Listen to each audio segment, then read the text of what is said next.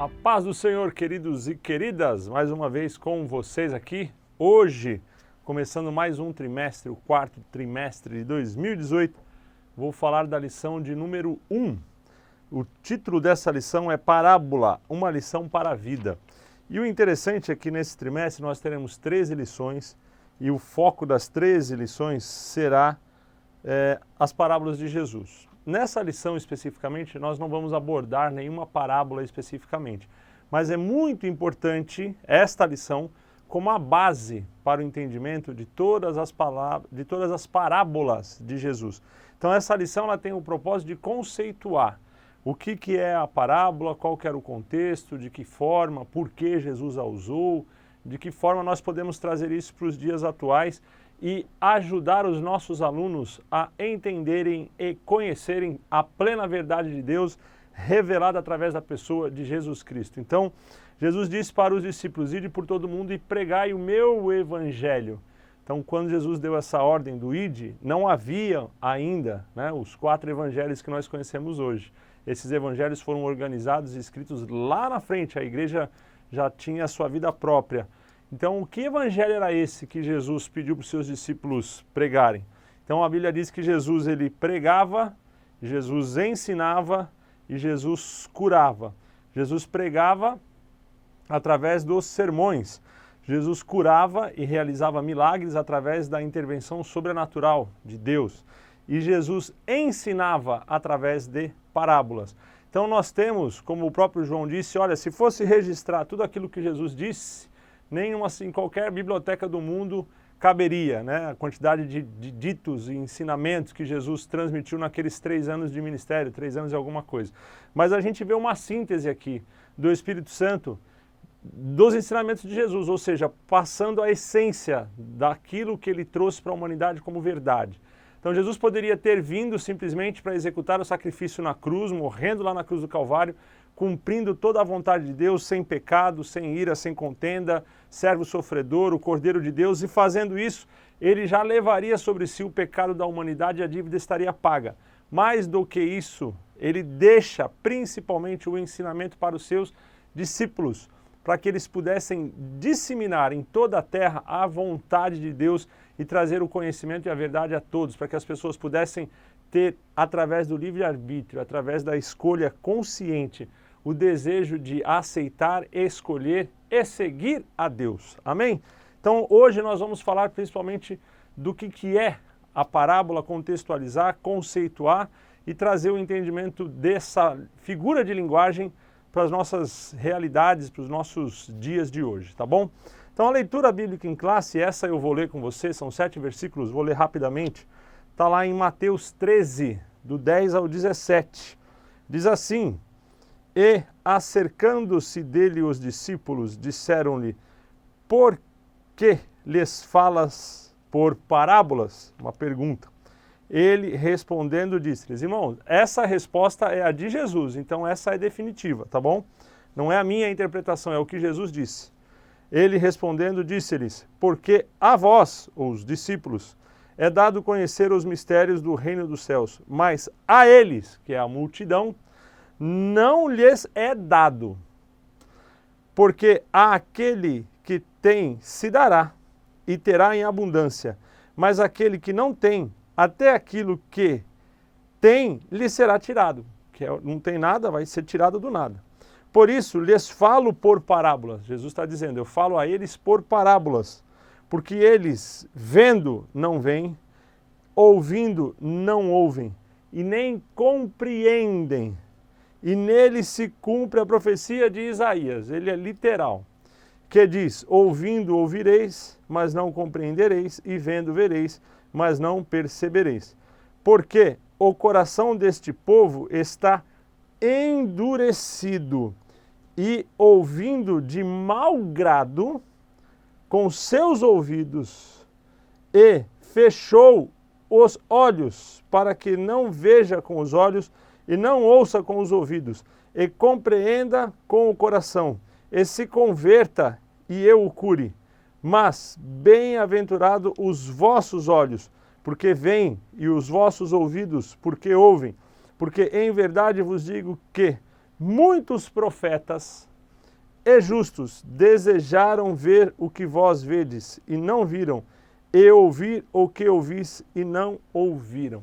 Então Jesus está dizendo o seguinte, olha, muitos dos profetas da antiguidade, dos justos, daqueles santos homens de Deus, tinham um sonho, ver o Messias. Jó fala sobre isso, que ele ansiava em poder ver o dia em que os seus olhos veriam o próprio rei. Davi esperava o Messias e tantos outros, Moisés, Abraão, todos aqueles que receberam a promessa, esperavam o dia de, quem sabe, conhecer aquele que seria o libertador da humanidade.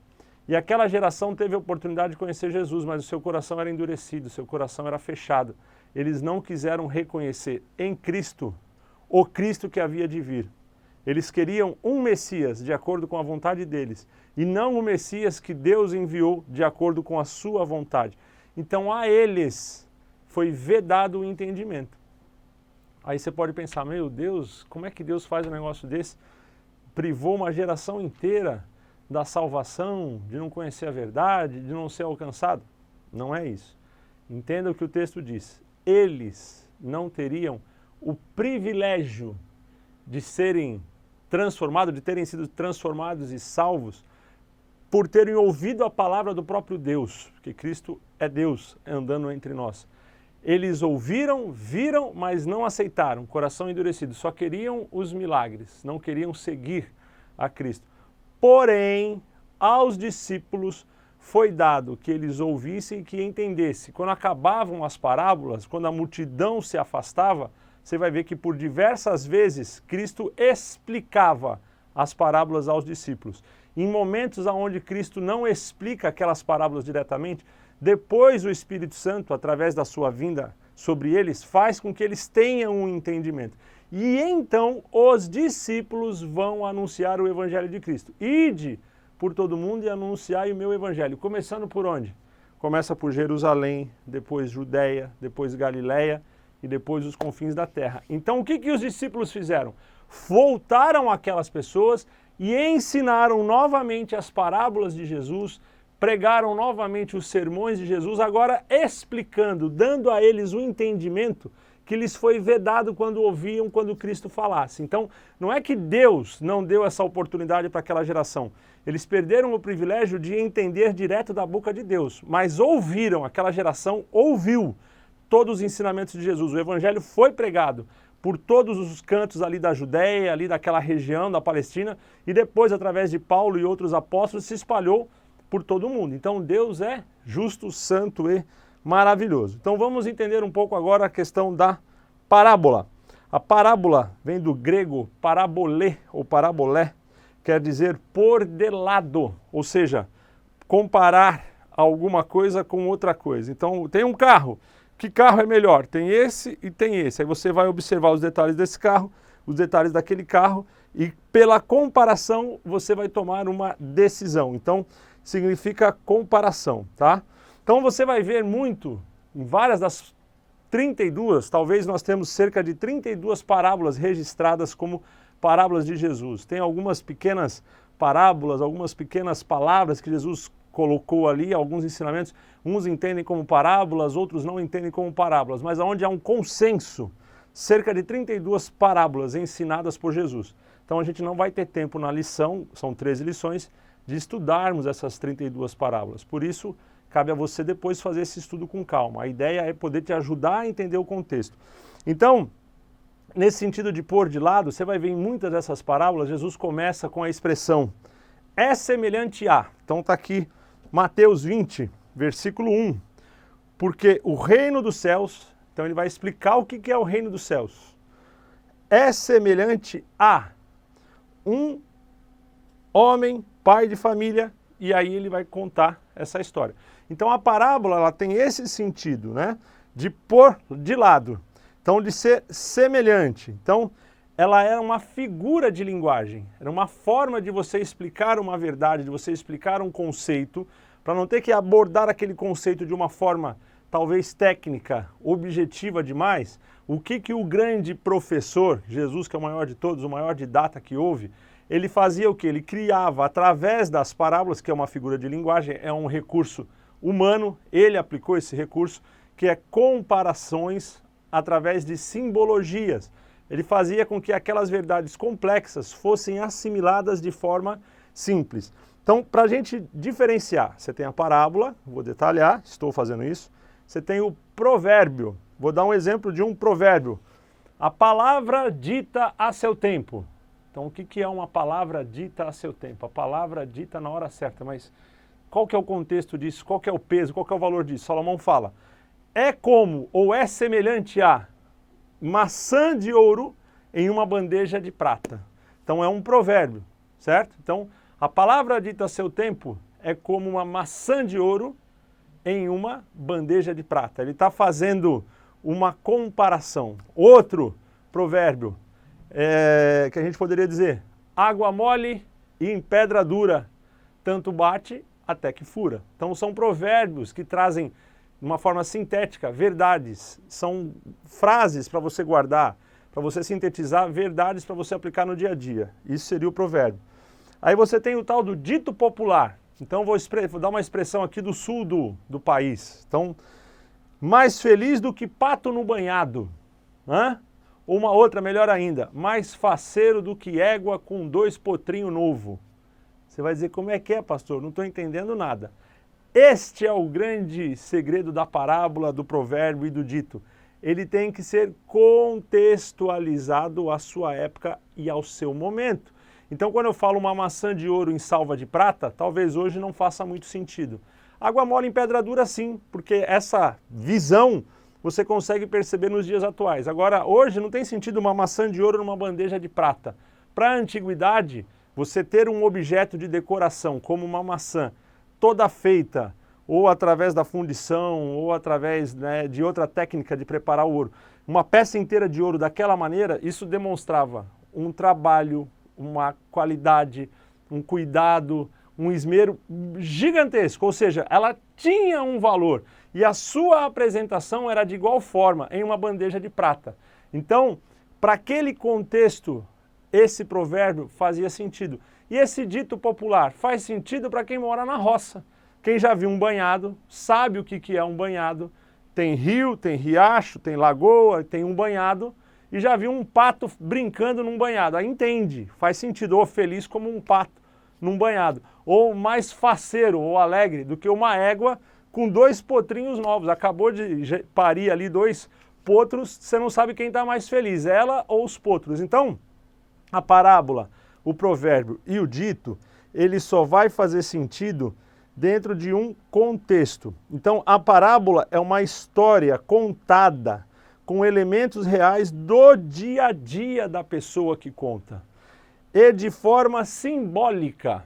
Então, é um simbolismo. Diferente, por exemplo, do mito ou de uma fábula, onde você está falando de algo fantasioso, de algo imaginário, ou de algo talvez até mesmo místico ou mítico, por isso mito, nesse sentido. Diferente disso, a parábola ela é uma história com elementos reais do dia a dia. Então, para que isso seja claro, eu preciso entender o seguinte, uma parábola, ela para que haja o entendimento da parábola, ela é temporal. Então eu preciso conhecer a época, o contexto, o momento em que ela foi dita, qual que era o sentido e o propósito da pessoa que estava contando aquela história. É temporal a parábola. Porém, a sua aplicação é atemporal. Então eu aplico esse entendimento em qualquer momento. Porém, para eu compreender, para depois aplicar, eu compreendi, agora eu aplico. Então, para eu compreender, eu preciso entender o contexto. Se eu não entendo o contexto em que a parábola foi dita, essa aplicação ela se perde. Aí a aplicação ela fica subjetiva a quem está tentando interpretar. Por isso que quando os discípulos explicaram e Jesus explica para eles aquela simbologia, então ele fala, por exemplo, da pregação, da salvação, ele fala, olha, o campo é o mundo, Então já sei, o mundo, o campo é... A semente é a palavra, tá? Então tem lá, aqui caiu no espinho, aqui caiu na pedra, aqui caiu entre os abrolhos, aqui caiu na boa terra. E Jesus vai explicar dos cuidados da vida, Jesus vai explicar do coração duro, Jesus vai explicar da pessoa que não tem fé. E aí sim, eles fazem o entendimento claro, porque eles já viram uma semente caindo no meio do espinho, o que aconteceu com ela? Eles já viram uma semente que caiu no meio do caminho, um passarinho foi lá, comeu, e ela não teve nem tempo de brotar. Então, para eles, fazia sentido aquela imagem que foi dita. Então, uma vez que eles têm esse entendimento, agora eles conseguem fazer a aplicação para outras pessoas. Então, para que a gente possa entender as parábolas de Jesus, um conselho.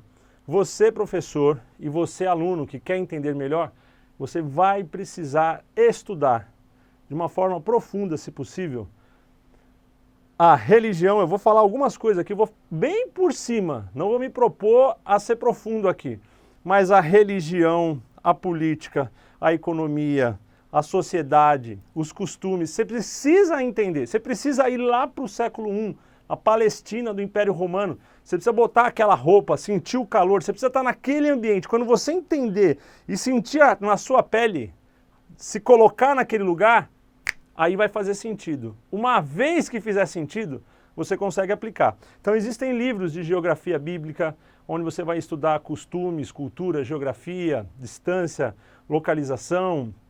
Existe um livro também muito interessante, chama A História dos Judeus, de Flávio Josefo, se não me engano na CPAD, esse livro ele está disponível para venda e na internet também, em outras livrarias. Então são livros que vão mostrar esse contexto histórico.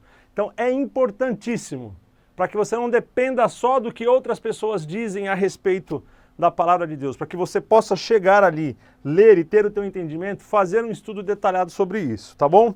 Então, a minha explicação da lição vai ser em cima dessa contextualização. Então, os irmãos que já assistiram minhas aulas sabem, eu leio a lição, eu estudo a lição, monto aqui um arcabouço, não fico aqui tópico a tópico da lição, eu faço uma síntese e a síntese que eu vou te passar está no contexto da lição. Estimule o teu aluno a fazer isso. Então vai ter a lição, a primeira lição na próxima semana, já explica para o teu aluno, pega, leia em casa, estuda, marca, anota as tuas dúvidas, para que quando eles vierem para a aula, eles já tenham lido e aí você possa discutir com ele. É diferente, por exemplo, de uma matéria da escola, onde o aluno só vai tomar contato com ela no momento em que o professor passa a matéria na sala de aula. Então aqui não.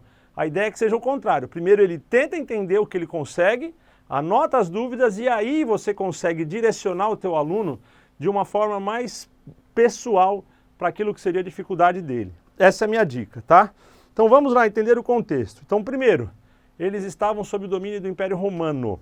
Então, depois que o povo judeu foi para o Império Babilônico, o sul, e o norte foi para o Império Sírio, eles nunca mais foram livres. Depois dali vieram os babilônicos, depois vieram os persas, né, os medos e os persas, depois vieram os gregos e depois vieram os romanos. Então, ali em Ciro, Persa, em Dário, eles saem do cativeiro babilônico, voltam para a terra, eles ocupam a terra, mas não a ocupam plenamente como antes. Então, antes do cativeiro havia a divisão das tribos.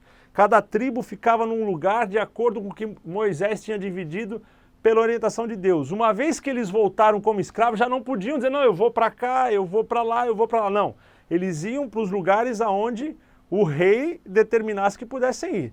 É para essa cidade, é para aquela região, ali já tem um outro povo, ali tem outro povo, vocês vão se misturar e não tem direito a choro, porque eles eram escravos. Eles nunca mais foram libertos e independentes.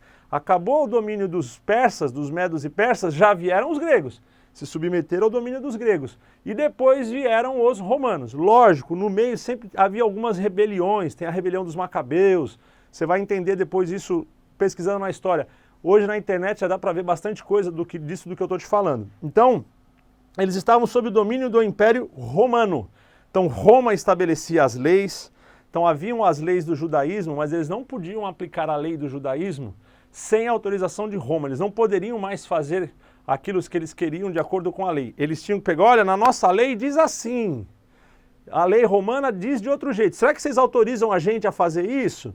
Foi o que aconteceu na crucificação de Jesus. Olha, a lei é desse jeito, a lei romana é daquele jeito. Foi negociado para que a vontade deles se realizasse. Então eles não tinham mais liberdade, tá? Então o Império Romano oprimia e obrigava com que eles se submetessem. Naquela região da Palestina ou nos territórios que seriam os territórios de Israel, a gente passou a ver ali, convivendo junto agora, vários povos. Quais são?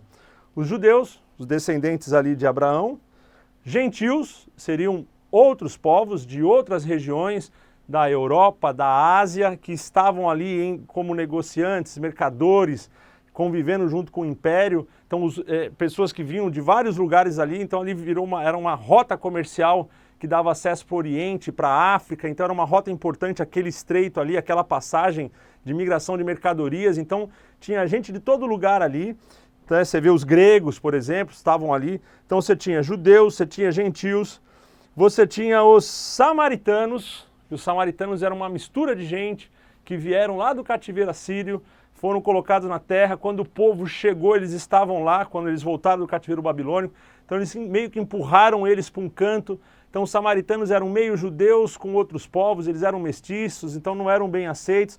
Então a gente tinha pelo menos ali romanos, que eram os soldados, os governantes, os aristocratas.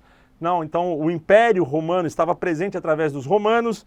Então você tinha os judeus, os gentios e os samaritanos. Pelo menos 4 povos em linhas gerais aqui convivendo. Costumes, identidade, religião, tudo diferente naquele contexto. Tenta imaginar essa panela de pressão. Então tem hora que Jesus vai falar na parábola do samaritano, tem hora que Jesus vai falar do cobrador de impostos, eu vou falar um pouco sobre a questão da economia. Então Jesus vai situar várias coisas corriqueiras daquele dia a dia que para eles fazia todo sentido, tá? Então, 4 povos mais ou menos vivendo ali na região. Religião. Quando o Império Romano chegava, ele estabelecia a Pax Romana, Pax com X, ou seja, a paz de Roma, ela era imposta à força. Então qual que era a base? A cultura romana era imposta para aqueles povos. Primeira coisa, eles matavam os reis, todos os descendentes, não deixavam linhagem real. Segunda coisa, eles acabavam com a religião daquele lugar, implementavam a religião romana, construíam um templo aos deuses romanos, que os deuses romanos, um sincretismo ali do panteão grego, eles pegaram o panteão grego, mudaram os nomes, porém César era o deus Sol, o principal deus, como o do Egito, então eles fazem uma mistura lá do Egito com a Grécia, e montam uma religião meio sincreta ali. Então eles tinham a religião romana, estabeleciam um templo romano, sacerdotes, sacerdotisas romanas, e todos tinham que cultuar ao imperador. O imperador era Deus, então não tinha mais contexto de outra religião. Roma chegou, acabou. Tá aqui, ó. Esse vou usar aqui o romanismo, né? Vou usar só essa expressão. A religião do império era imposta. O único lugar do Império Romano onde a religião romana não foi imposta foi justamente naquela região ali de Israel. Uma vez que eles foram para o cativeiro, viveram debaixo do cativeiro, eles prometeram que nunca mais adorariam outro Deus. Então os romanos perceberam o seguinte: ou a gente mata esse povo todo e aí vai ser ruim, porque a gente vai perder, né, as pessoas que estão ali, que poderiam ser usadas como operários, ou a gente vai ter que adaptar. Então foi a única exceção, devido ao radicalismo deles, né, no sentido da adoração a Deus. Então foi a única exceção no Império Romano. Flávio Josefo cita isso. Então lá o templo em Jerusalém foi mantido, o templo de Esdras e Neemias foi mantido, ele foi reformado, ampliado, permitindo-se que Jeová fosse adorado. Então tenta imaginar na cabeça de um romano que era deslocado de Roma para servir naquele lugar, e o culto romano era interessante porque tinha as deusas da fertilidade, então haviam prostitutas sagradas no templo, elas se prostituíam gratuitamente com os soldados. Então o soldado é romano, está fora de Roma, está lá no Oriente, vivendo no meio da guerra, e chega lá e não vai poder usufruir, vou usar assim, entre aspas, dos benefícios da religião romana, porque em Israel, não. Lá quem era adorado era Jeová, era o contexto do templo. Então isso já trazia um certo desconforto para eles. Era o único, irmãos, lugar no Império Romano onde não havia um templo romano, havia o templo de Deus em Jerusalém. E o que os romanos fazem? Constroem do lado do tanque de Betesda. Então no tanque de Betesda existe um contexto de idolatria. Faça uma pesquisa idolatria o tanque de Betesda, você vai ver que achados arqueológicos encontraram figuras de deuses romanos ali. Então no tanque não era Jeová que era adorado. A cura que acontecia no tanque era muitas das vezes atribuída a outros deuses. Tanto é que quando Jesus cura o aleijado no tanque, Jesus fala o que para ele? Vai lá no templo, te apresenta ao sumo sacerdote, mostra que você foi curado para que a glória seja de quem?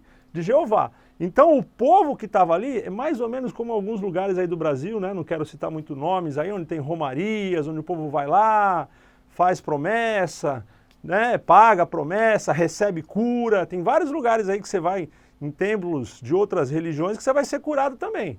E as pessoas estão ali agradecendo. Então a cura que acontecia ali não era uma cura vinculada à vontade de Deus, porque Deus não é Deus que escolhe, só vou curar um e o resto do povo não. A cura que Deus oferece é para todos. Então o texto de João diz que um anjo descia do céu. Anjo ali como mensageiro, não explica. Se você pegar no Novo Testamento, várias vezes onde anjos aparecem, aparece que um anjo de Deus, diferente do anjo do Senhor. Mas tem a expressão, às vezes, o anjo de Deus ou o anjo do Senhor servia. Então aquele anjo não está associado a Deus. É um anjo no sentido de mensageiro, né? De tempo em tempo descia, mexia na água e quem caísse era curado. Quando Jesus cura o aleijado no tanque de Betesda, o que acontece com a multidão que está no tanque? A multidão sai do tanque e começa a seguir Jesus. Então você já começa a ter o quê? Um desequilíbrio naquele contexto, porque havia um contexto financeiro, econômico em volta daquele tanque. As pessoas dormiam, as pessoas precisavam comer, as pessoas precisavam fazer uso daquela estrutura que estava ali, então o dinheiro envolvia no meio. Então uma vez que aquele povo sai e começa a seguir Jesus, já começa a desestabilizar.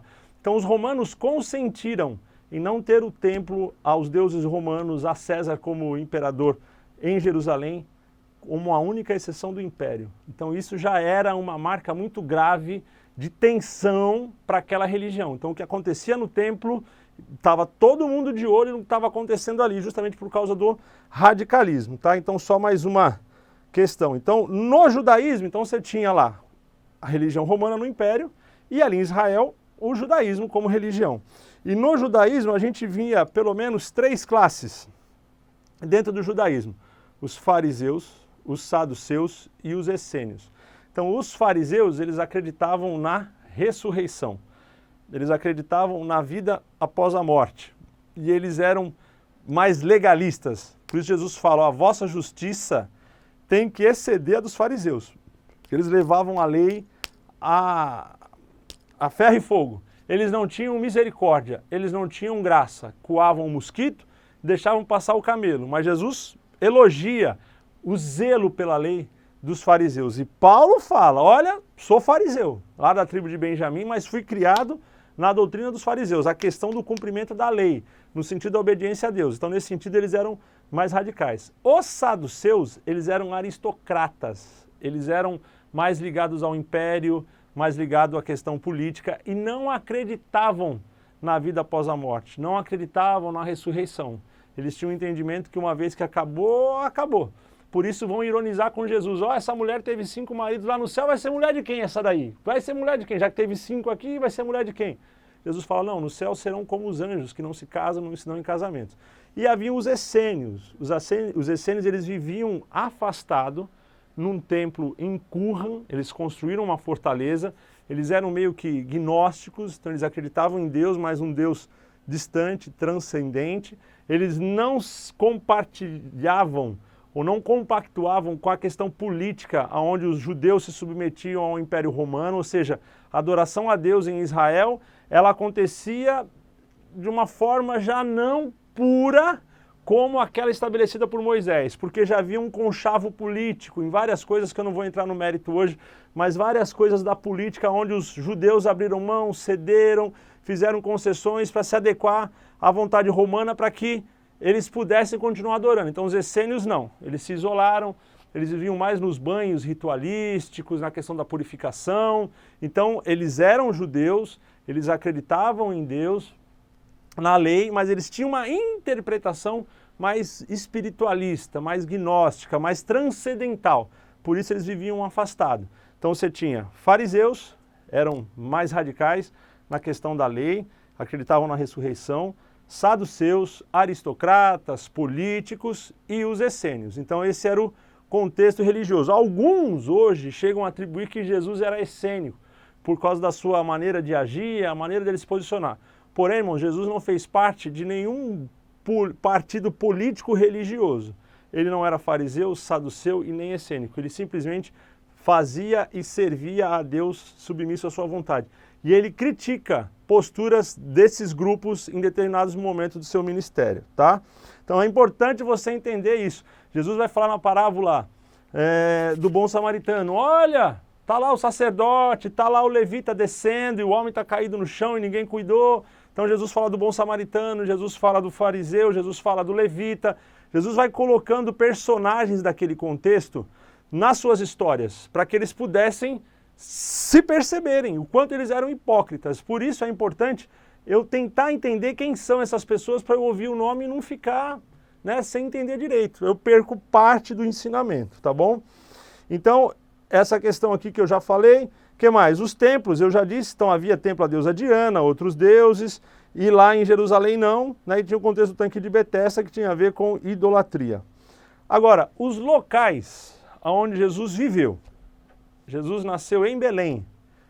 A família de Jesus não estava em Belém, vou falar mais na frente. A família de Jesus estava lá na Galiléia, mas ele vem para Belém por causa do recenseamento. Jesus nasce em Belém. Guarda isso. Pode olhar depois na Bíblia. Não vou te dar a referência não. Como disse Jesus, está escrito. Vê lá em Lucas, lá em Mateus, no início da vida de Jesus. Quem vai visitar Jesus na manjedoura são os pastores que estavam no campo.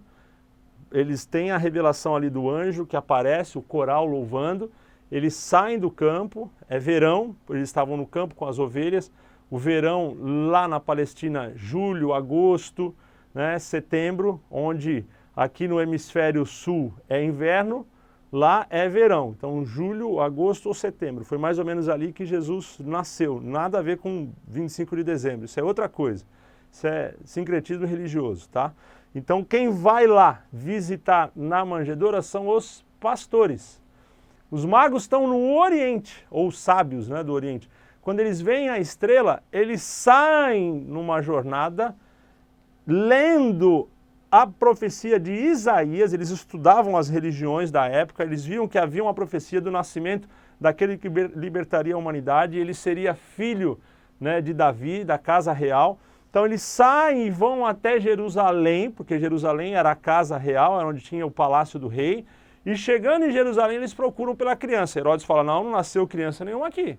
E Herodes se arrepia. Opa, peraí, se o Messias vier, vai desestabilizar a minha aliança com os romanos. E agora? Faz o seguinte, vão lá adorar o Messias, depois volta aqui e me fala onde é que ele está para eu ir também. Os magos saem, vão até Belém, cidade de Davi, encontram Jesus, Maria e José em uma casa. Depois você pode procurar e leia lá que eles foram visitar Jesus em uma casa, não lá na manjedoura. Quando eles acabam a visita, que estão indo embora, o anjo aparece e fala, não volta lá para Jerusalém, porque isso é uma armação de Herodes, ele quer matar Jesus. Vão embora para outro caminho, e eles vão embora. Olha o que o texto fala. E Herodes, lembrando do que tinha inquirido dos magos a respeito do tempo em que a estrela apareceu e eles fizeram a viagem, mandou matar todas as crianças de 3 anos para baixo. Ou seja, Jesus já tinha provavelmente 3 anos de idade. Então ele nasceu, José não volta para Galiléia, José fica ali em Belém, era uma criança pequena, recém-nascida, não era como hoje que você pega um ônibus, um avião e vai para um outro lugar, as viagens eram a pé, eram de animal, então preservando a saúde da sua esposa e do seu filho e pensando ali no contexto familiar, porque era a cidade da sua família, a coisa já estava mais ou menos estabilizada com relação aos romanos, né, porque ele era da descendência real, José corria risco de vida em estar ali, por isso que ele e sua família vão para Galiléia. Quando os romanos entram, a família, os descendentes de Davi fogem lá para o norte para tentar ficar dissuadidos ali no meio, ficar meio que encobertos, porque se eles ficam em evidência, seriam os primeiros a serem mortos. Então, como José vê que Herodes está estabelecido, não tem mais risco, vou ficar aqui em Belém. Quase 3 anos, ou 3 anos da vida de Jesus. Quando vem a ordem de matar as crianças, o Espírito fala o que para José? Vai embora. Para onde? Para o Egito. Por quanto tempo ele ficou no Egito? Não se sabe exatamente. Até a morte de Herodes o Grande, quando José recebe ordem para voltar, e aí ele não volta para Belém, justamente por temer ainda essa perseguição, ele leva a sua família de novo lá para Galileia e vai se estabelecer em Nazaré. Então Jesus viveu em Belém, cerca de 3 anos, no contexto de Belém. Então Jesus vive ali no contexto de Belém, depois ele vai para o Egito, depois ele vai para a Galileia, fica quase 30 anos ali na Galileia, no meio daqueles povos gentios. E depois, quando o seu ministério começa a acontecer, são 3 anos, ele flutua, ele se desloca entre a Judéia e Galileia, e onde periodicamente ele estava em Jerusalém, no templo, confrontando ali os aristocratas, os sábios, os governantes daquela época. Então Jesus viveu no contexto de Belém, Egito, Galileia e Judéia. Então é importante eu entender quais são os povos, as culturas, as maneiras de lidar. Então, os judeus tinham uma cultura de lavar a mão antes de comer. Jesus e seus discípulos não lavavam a mão, comiam. Ah, mas você não lava a mão, mas o que contamina não é o que entra, é o que sai. E Jesus ele vai confrontando algumas coisas, porque Jesus não viveu simplesmente num contexto. Esse às vezes é um problema de nós evangélicos. Nós queremos viver apenas o nosso contexto evangélico e não deixamos Deus nos usar como luz no mundo, como sal da terra. Ou seja, eu tenho que sair do meu contexto, tenho que mudar um pouquinho as minhas manias, os meus costumes, entrar lá no meio dos gentios, aderir a alguns costumes que não firam a integridade do meu relacionamento com Deus, para eu ter mais empatia, mais proximidade, para que quando eu falo, eu possa ser aceito e entendido naquele contexto. Então Jesus não vivia só no contexto de Jerusalém, ali no contexto da lei, do radicalismo. Jesus viveu no Egito, Jesus viveu em Belém, Jesus viveu na Galileia. Jesus ele viajava para cima e para baixo naquele contexto, ele falava com o samaritano, com todo mundo. Então ele se envolvia com as pessoas, ele não vivia numa bolha fechada achando que era mais santo que os outros. E uma coisa interessante, tá? Sobre a profissão de Jesus. Jesus, filho de José, o carpinteiro. Se você buscar no grego, a palavra que está ali é tekton. Carpinteiro no sentido de tekton. Tekton tem a ver com construtor. Então, arquitecton, o construtor principal, quem gerenciava a construção. Dali vem o termo arquiteto. Então, o arquiteto é quem faz a planta e gerencia a obra. Então, Jesus não era arquitecton, Jesus era um tekton. Então, havia 2 tipos de carpinteiro. O carpinteiro da marcenaria, fazia mesa, fazia cadeira, é o Gepeto, que você conhece lá do Pinóquio. E havia o carpinteiro da construção civil, porque as casas da época eram construídas basicamente de pedra e madeira. Então Jesus era o carpinteiro da construção civil. Seu pai, carpinteiro da construção civil. Jesus vai pregar dizendo que eu sou a porta. Eu sou a pedra que os edificadores rejeitaram. Quem ouve minha palavra e pratica, vou comparar aquele que constrói a casa sobre a pedra. Ele está explicando. É uma forma de parábola ali, de provérbio. Olha, quem não ouve é como quem constrói a casa sobre a areia. Então, olha, eu vou destruir o templo e reconstruir em 3 dias. Que contexto é esse, irmãos? O contexto que Jesus vivia. Não é o contexto da marcenaria, era o contexto do pedreiro, aquele que trabalhava no pesado. Então, essa era a realidade de Jesus. Por isso se assustavam. Quando Jesus abria a boca e falava, não é esse filho de José o carpinteiro? Poderia vir alguma coisa boa da Galileia?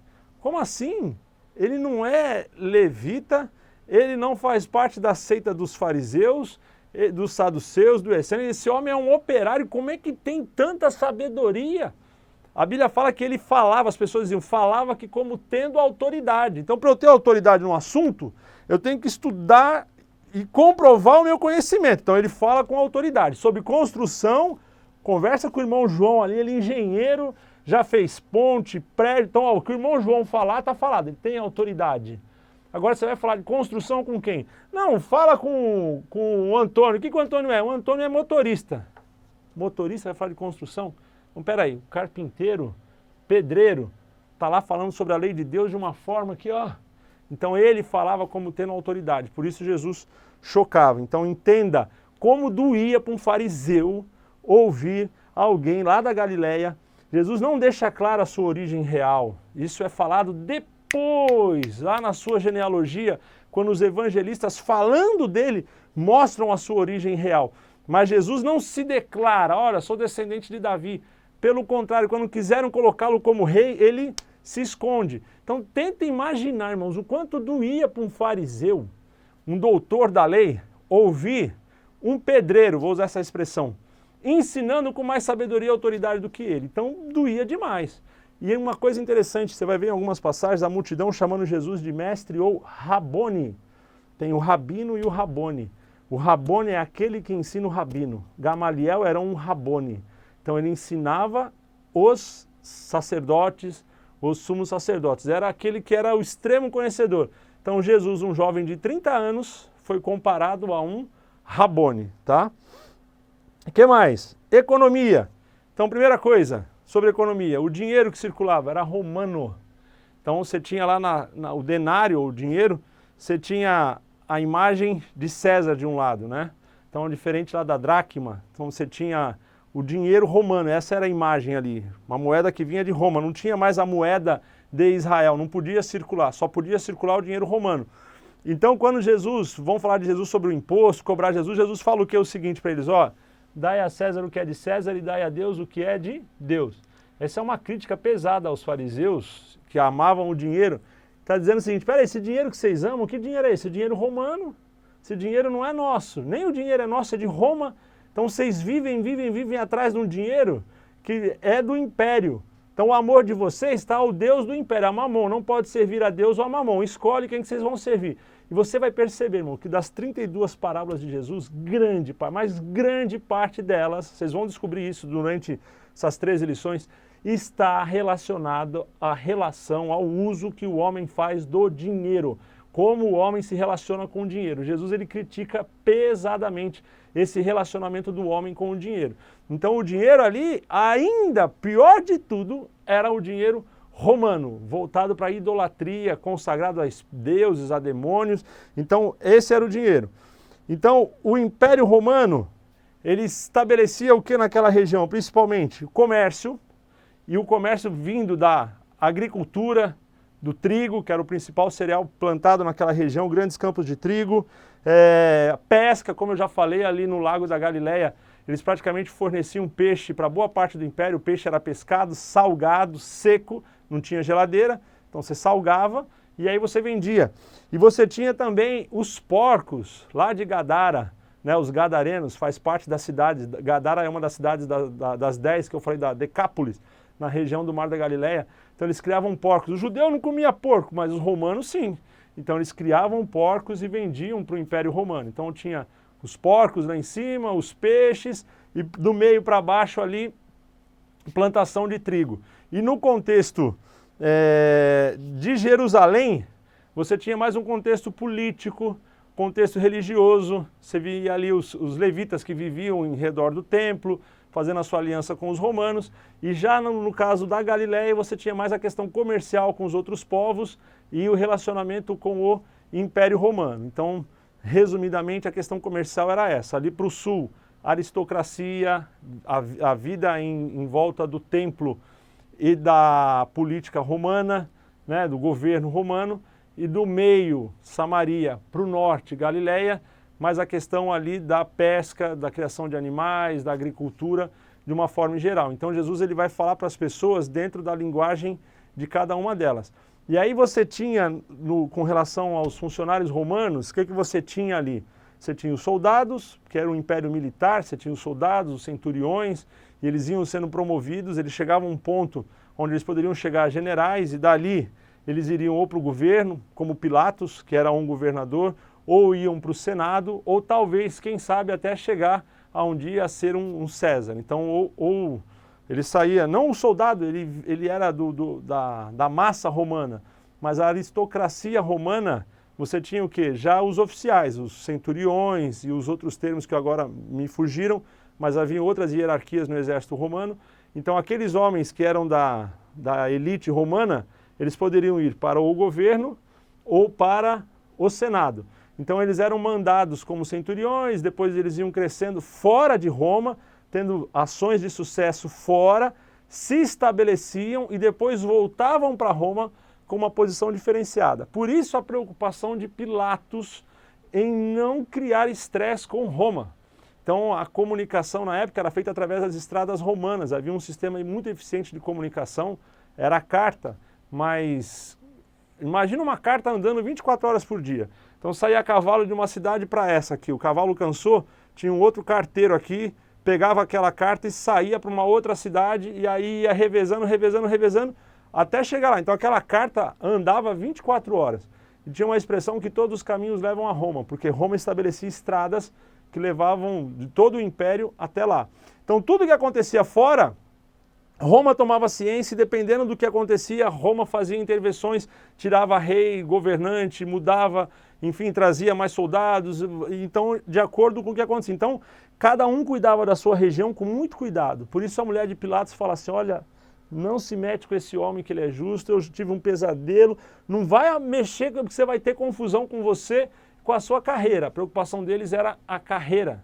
As pessoas não conseguiam imaginar o fim do Império Romano. Tão estabelecido que ele era, a sensação que se tinha é que ele duraria para sempre. Então todos queriam estar bem com os romanos. E para a gente entender, já estou finalizando, só mais 2 pontos. A questão da política. Falei da religião, fariseus, saduceus e essênicos. E na política, haviam 3 grupos principais ali, entre os judeus, que se relacionavam com os romanos. 2 deles, eles eram revolucionários e um era o da situação. O primeiro eram os zelotes, o segundo eram os sicários. Então, tanto os zelotes quanto os sicários, eles acreditavam na luta, na revolução como forma de libertação. Então, eles não aceitavam o domínio romano, eles queriam que Roma fosse embora e eles queriam a independência. Já os levitas, já os fariseus, os saduceus, eles já estavam mais acomodados com o império, aceitavam a dominação romana, já tinham sido dominados pelos babilônicos, pelos medos, pelos persas, pelos gregos. Tá bom, vamos nos submeter aos romanos, desde que não nos incomodem e deixem a gente usufruir do nosso modo de vida. Então, Jesus escolhe dos seus discípulos Simão, o Zelote, e Judas Sicariote, ou Escariote. Então, Judas Iscariote não era um sobrenome, era um termo relacionado ao seu grupo político. Então, os sicários, ou sicariotes, por quê? Eles usavam uma espada, uma faca pequena, chamada sicário. Eles tinham ela. Então, você vai ver que entre os discípulos, eles tinham ali espadas, tem um contexto onde a orelha de Malco foi cortada. Então, eles tinham os seus pensamentos ainda revolucionários ali. Então, eles seguiam a Jesus, mas estavam sendo transformados, convertidos, quebrados pelo Espírito Santo, como acontece comigo e com você. Diariamente, Cristo está trabalhando nas nossas vidas, vai moldando o nosso caráter. Você não chega e milagrosamente, como um passe de mágica, se transforma em homem santo e vai ser arrebatado para o céu. É um processo de construção. Então, Cristo ele traz para perto tanto o zelote quanto um sicário. Havia os funcionários romanos, que eram os cobradores de impostos, né? Os publicanos, você tem Mateus, que era um publicano, Jesus trouxe. Você tenta imaginar, irmão, olha só como é que Cristo é maravilhoso. Tenta imaginar, sentado num barco, atravessando o mar da Galileia, um zelote, um sicariote e um judeu publicano. Você tem Mateus, que trabalhou servindo o Império Romano, conversando com 2 revolucionários, um que era radical extremo e outro que tinha uma posição política ali contrária, mas não tão radical. O mais radical era Judas, né? Os sicariotes, eles eram os mais violentos, né?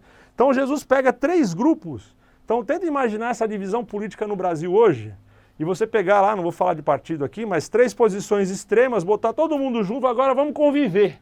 Então foi isso que Jesus fez. Então, didaticamente, isso traz crescimento, porque um é obrigado a perceber o que tem de bom no outro e reconhecer o que tem de ruim em si mesmo. Então, Jesus força essa situação colocando esses grupos. Então, Jesus não era de separar, não, eu sou dessa turminha, eu sou daquela turminha. Jesus incluía e fazia com que todos reconhecessem as suas falhas e percebessem o quanto tinham que mudar.